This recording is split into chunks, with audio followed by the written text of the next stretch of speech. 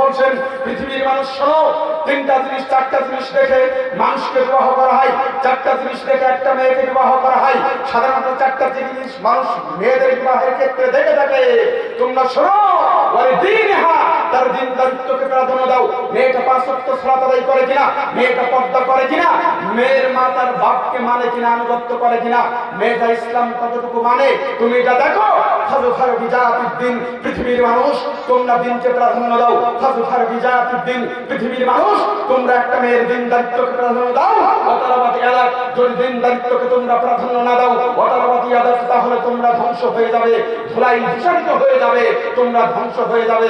চেষ্টা গ্রামের মুসলিম দিদি ভাই বোন, আপনারা বলুন তো, মেয়ে দেখতে গেলে সব থেকে প্রায়োরিটি, সব থেকে প্রাধান্য দিতে হবে কিসে? দিন দায়িত্ব। আমরা কি দিয়েছি? আমরা বিয়ের